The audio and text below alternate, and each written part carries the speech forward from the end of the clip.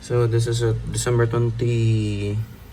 December 19 update. So yung mother plant ko ng Sarracenia purpurea subspecies venosa ay nagkaroon ng crown rot.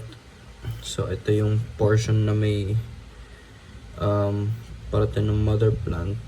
So dinivide ko na lang sila into two plants kasi may tatlong growth points. Yung main growth point yung rot. Ito yung isang branch na growth point. Yung isa ay nasa labas. Mukha namang healthy yung isa. Ang ginawa ko is tinanggal ko lahat ng rotted parts until mag-show yung white tissue ng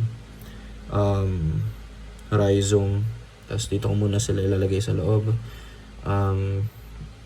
Kumbaga quarantine muna hanggang sa mas maging vigorous yung growth. Tapos saka ko sila ulit ilalabas. I think kosto nung araw-araw na pag-ulan after ko sila ilabas ng dormancy, which is hindi ko in-expect kasi kasabay lang din naman yung Shelsonia halos.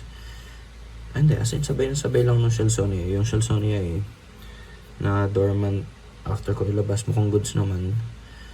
And ayun, another update is meron tayong pinapalaki na Drosera rosciana, ito, tsaka Drosera Sid Jamesii, natural hybrid. Parehas yan Pygmy Sandus na nakuha ko galing kay Cotton Trap Manila. And pinapadami ko lang, pinapalaki ko lang. Tapos ito yung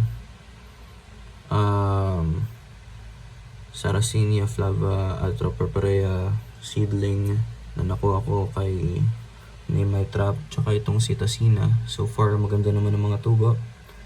Yung Citacina, malaki na rin yung roots if you can see under there. Ayan, kulay pula. What else?